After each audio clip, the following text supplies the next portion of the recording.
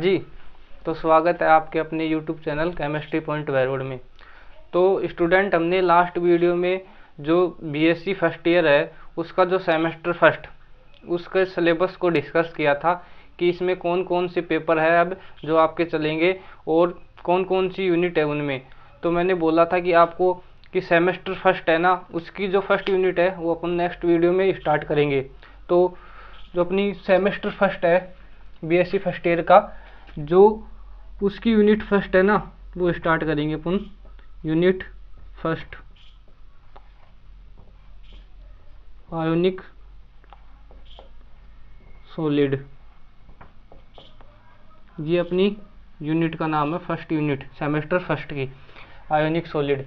तो unit start करने से पहले हम इस यूनिट में जो भी कुछ पढ़ेंगे, जो कौन कौन से टॉपिक पढ़ने हैं, हम उनकी पहले एक आउटलाइन रेखा देखते हैं कि उसमें कौन कौन सी अपने टॉपिक है जो उनको पढ़ना है। क्योंकि पहले अपन को टॉपिक पता होना ज़रूरी है कि हम इस चैप्टर में कौन कौन सी जो टॉपिक है वो पढ़ेंगे, क्योंकि सिलेबस पता होना ज़रूरी होता है। तो उसी के आधार पर अपन जो इसका सिलेबस है इसमें आयोनिक सॉलिड में, उसमें देखते हैं कौन कौन से जो टॉपिक है उन पर अपन चर्चा करेंगे। तो इसका जो फर्स्ट टॉपिक है वो है journal properties of ionic solid, यानी जो जर्नल प्रॉपर्टी है आयोनिक सॉलिड की वो देखेंगे। फिर इसका नेक्स्ट टॉपिक है वो है रेडियस रेशियो इफेक्ट, त्रिज्या अनुपात प्रभाव। इसका नेक्स्ट जो टॉपिक है वो अपना कोऑर्डिनेशन नंबर।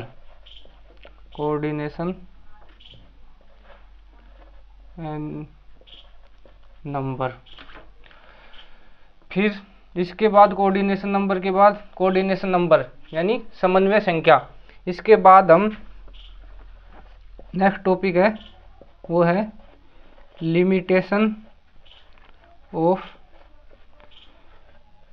रेडियस रेशियो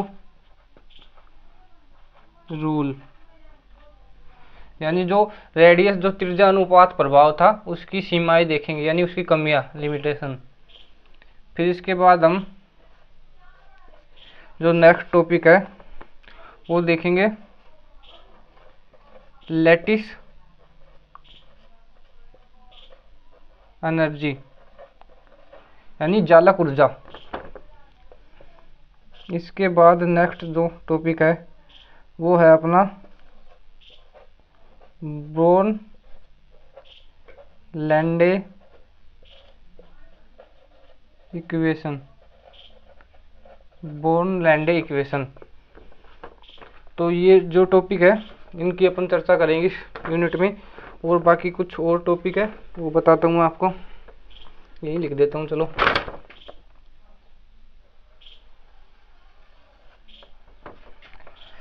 जो अपना नेक्स्ट टॉपिक है वो है पोलराइजिंग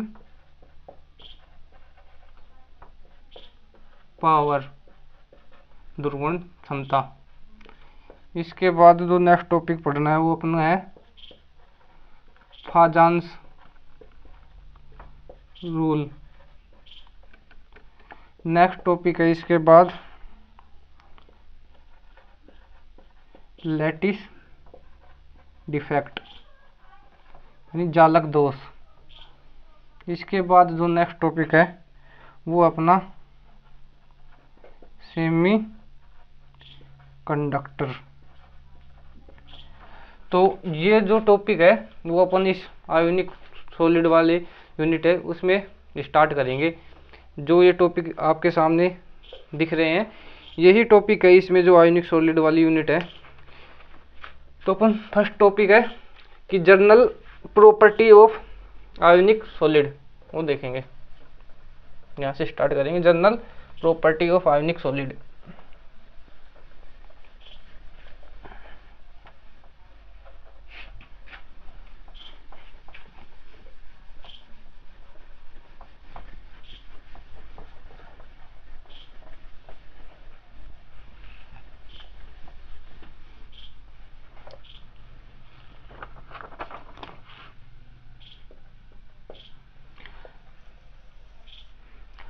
पहली बात तो ये कि आयोनिक सॉलिड होते क्या हैं, किनको कहते हैं आयोनिक सॉलिड। तो आयोनिक सॉलिड का मतलब होता है कि वो सॉलिड जिनमें कॉन्स्टिट्यूएंट पार्टिकल या तो कैटाइन हो या एनाइन हो, यानी आयन हो, उनको ही आयनिक सॉलिड बोलते हैं। या तो कैटाइन हो सकता है या फिर एनायन। कैटाइन और एनाइन में से दोनों हो सकते हैं, या तो कैटाइन या एनाइन। तो ये अपना आयनिक सॉलिड होते हैं। दूसरी इनको क्या बोल सकते हैं कि वे सॉलिड जिनमें आयनिक बॉन्ड पाया जाता है, जिनमें आयनिक बॉन्ड प्रेजेंट होता है,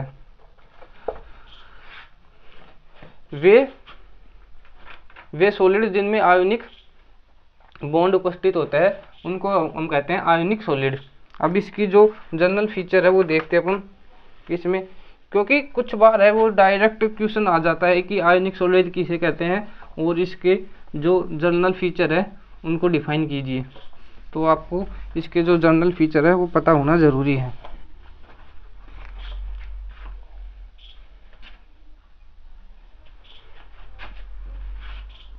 तो आयनिक सॉलिड होते हैं ना जिनमें आयनिक बंध पाया जाता है, यानी वे सॉलिड जिनमें आयनिक बॉन्ड पाया जाता है या जिनके कॉन्स्टिट्यूएंट पार्टिकल होता है ना वो आयन होते हैं, या तो कैटाइन हो सकते हैं या फिर वो एनायन हो सकते हैं, वो होते हैं आयनिक सॉलिड। अब इसमें इसके जो जनरल प्रॉपर्टी है वो देख लेते हैं कि इसके कौन कौन से हैं जो सामान्य गुण रखते हैं ये आयनिक सॉलिड। तो इसका जो फर्स्ट है, ये क्रिस्टलीय सॉलिड होते हैं, ये क्रिस्टलीय ठोस होते हैं।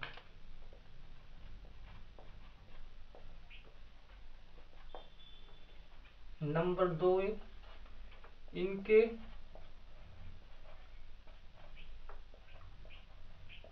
इनके गलनांक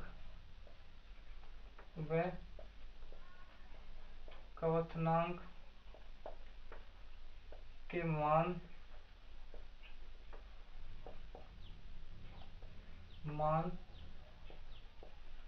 उच्च होते हैं।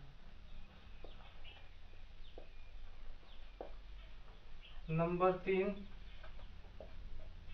ये गलित अवस्था व विलयन में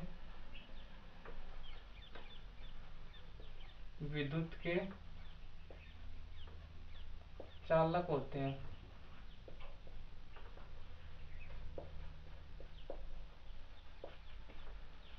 ये गलित अवस्था और विलयन में विद्युत के चालक होते हैं। नंबर 4 जो इसकी प्रॉपर्टी है वो ये है कि ये ध्रुवीय विलायक,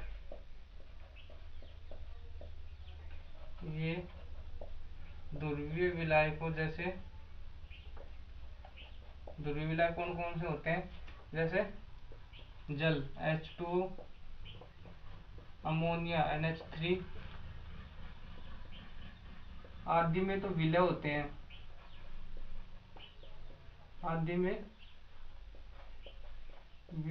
हैं, जबकि जो अपने अध्रुवीय विलायक होते हैं,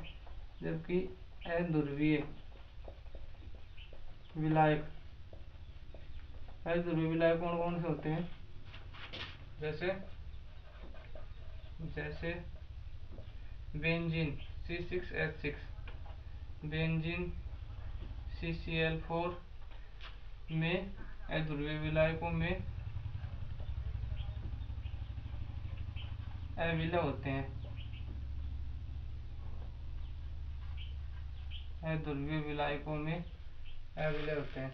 जो इसका अपना नंबर 5 पॉइंट है वो है कि आयनिक ठोस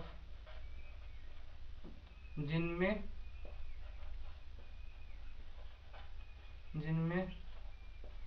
धनायन व ऋणायन का, धनायन व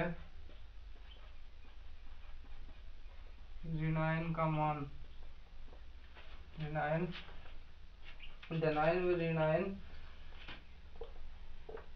का जो इलेक्ट्रॉनिक विन्यास होता है, इलेक्ट्रॉनिक विन्यास समान होता है,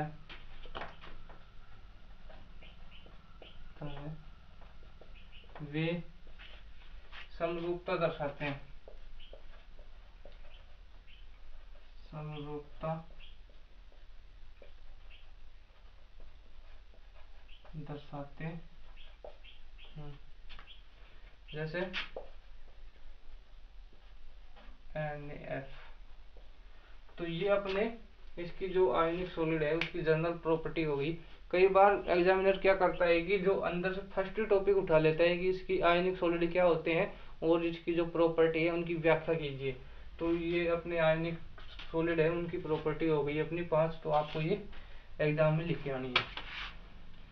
अब बात करते हैं अपन जो समन्वय संख्या और जो त्रिज्या अनुपात है यानी कोऑर्डिनेशन नंबर और ऑफ रेडियस रेशियो इफेक्ट, उसको देखते हैं।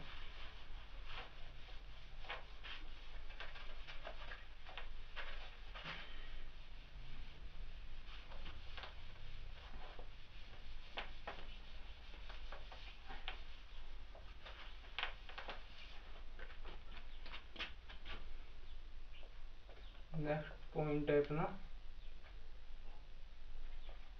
त्रिज्या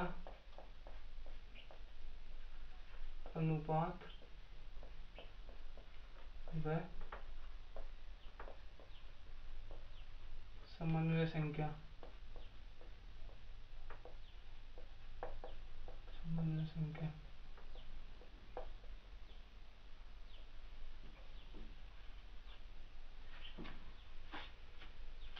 किसी भी जो आयन का आकार होता है ना उसको आयनिक त्रिज्या के रूप में व्यक्त किया जाता है। कोई भी आयन है जो उसका जो साइज होता है उसको अपन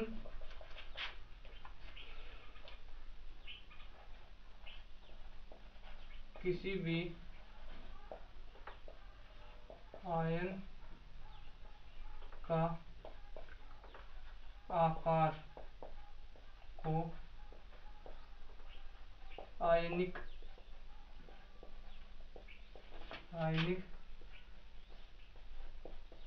त्रिज्या के रूप में व्यक्त किया जाता है, किसी भी क्रिस्टलीय, किसी भी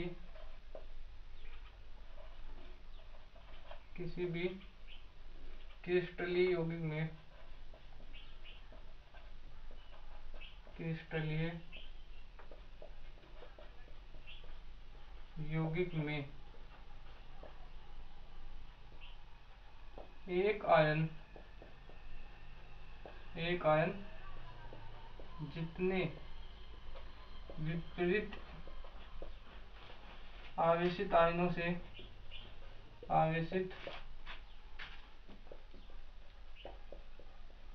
से घिरा होता है वह उसकी समन्वय संख्या कहलाती है, वह उसकी समन्वय संख्या कहलाती है। अब वो आयन धनायन भी हो सकता है और ऋणायन भी, यानी धनायन है तो वो ऋणायन के द्वारा घिरा होता है और कोई ऋणायन है वो धनायन के द्वारा घिरा होता है। तो ये इसकी होगी समन्वय संख्या, कोऑर्डिनेशन नंबर, ये इसकी कोऑर्डिनेशन नंबर हो गई। अब किसी भी जो आयनिक यौगिक होता है, आयनिक यौगिकों में धनायन व ऋण आयनों की त्रिज्या का अनुपात, त्रिज्या का अनुपात, त्रिज्या का अनुपात, त्रिज्या अनुपात कहलाता है, त्रिज्या अनुपात कहलाता है। त्रिज्या अनुपात को अपन कैपिटल आर और स्मॉल आर से डिनोट करते हैं।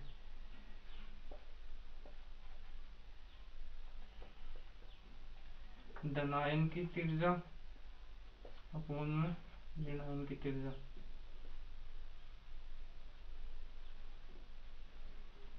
धनायन की त्रिज्या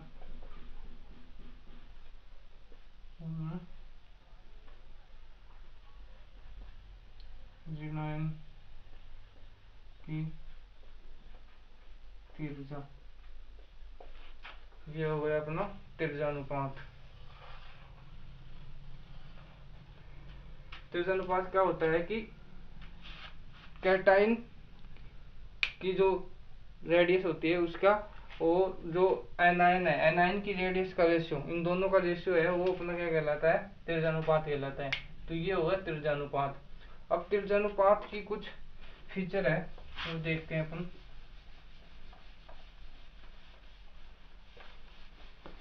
एक तो क्या है कि जो त्रिज्या अनुपात होता है अपना, उसका कोई भी मात्रक नहीं होता है, मात्रकहीन होता है त्रिज्या अनुपात। क्या है, त्रिज्या अनुपात का कोई मात्रक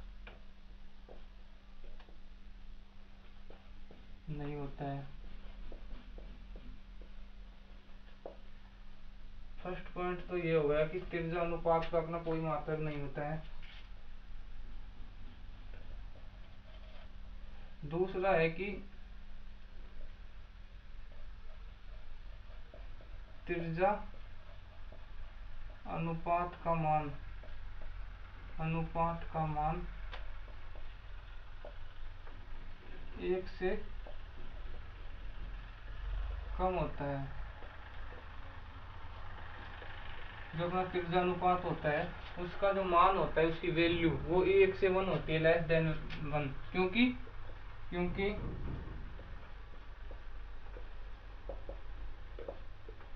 धनायन की त्रिज्या, धनायन की त्रिज्या ऋणायन की अपेक्षा, ऋणायन की अपेक्षा कम होती है।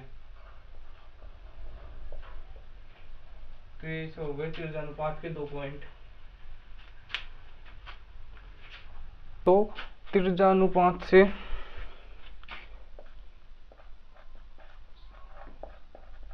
त्रिज्या अनुपात से समन्वय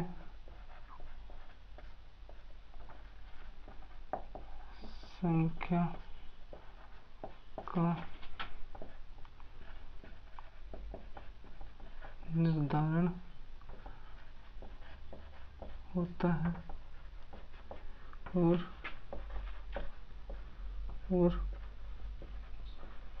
समन्वय संख्या से, समन्वय संख्या से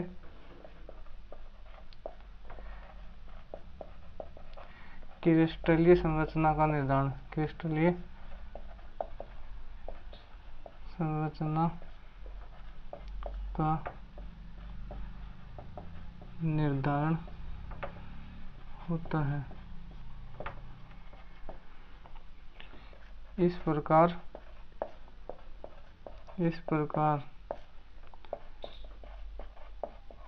त्रिज्यानुपात से, इस प्रकार त्रिज्यानुपात से क्रिस्टलीय रचना का निर्धारण होता है। इसे ही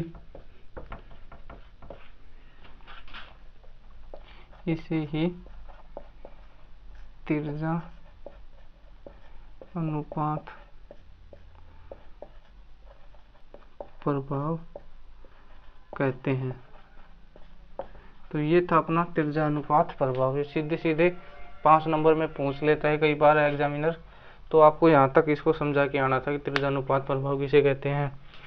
अब मैं आपको एक टेबल बताऊंगा, उस टेबल में कुछ त्रिज्या अनुपात के मान है, वैल्यू, और उनसे पता चल रहा है कि इसकी जो स्ट्रक्चर है वो कौन सी है। तो वो आपको याद रखनी है कि किस वैल्यू से किस वैल्यू तक की इसकी वैल्यू रहेगी त्रिज्या अनुपात स्ट्रक्चर के लिए।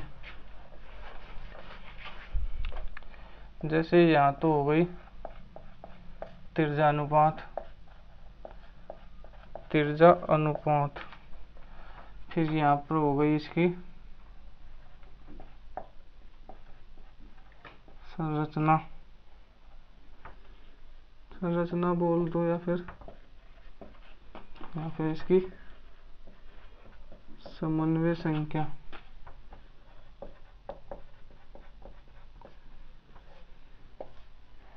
ये त्रिज्या अनुपात हो गई, ये लेस देन 0.55 से, तो इसकी संरचना होगी रेखीय और इसकी समन्वय संख्या होगी 2। जब 0.155 से 0.225 के बीच में होगी, तब इसकी संरचना होगी समतल त्रिकोणीय, और इसकी समन्वय संख्या होगी 3। अब 0.225 से 0.114 इसकी होगी संरचना चतुष्फलकीय, और इसकी कोऑर्डिनेशन नंबर हो गए 4।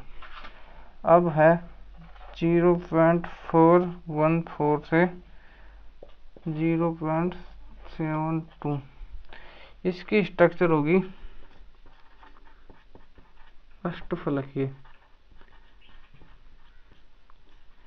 और इसकी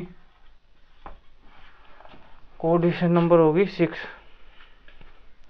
फिर 0.732 से ये होगी 1, और इसकी होगी स्ट्रक्चर घनीय, और कोऑर्डिनेशन नंबर होगा इसका 8। तो ये अपनी टेबल थी, इसके बीच में तक इसकी वैल्यू होगी तो कौन सी संरचना होगी, उसकी कोऑर्डिनेशन नंबर क्या होगा। अब जो मोस्ट इम्पोर्टेंट जो क्वेश्चन बार बार में आता है वो आता है कि एक तो ये चतुष्फलकीय और ये अष्टफलकीय। चतुष्फलकीय संरचना के लिए एक तो वैल्यू डिफाइन करनी है कि भाई 0.224 इसकी जो वो होती है वैल्यू, वो होती है, उसकी गणना कीजिए, और एक ही अष्टफलक के लिए की, या फिर बोलते थे समन्वय संख्या 4 के लिए त्रिज्या अनुपात की गणना करो, या फिर अष्टफलक की संरचना के लिए त्रिज्या अनुपात की गणना करो। तो इसकी जो गणना वाला वीडियो है वो अपन नेक्स्ट क्लास में देखेंगे। तब तक के लिए थैंक यू।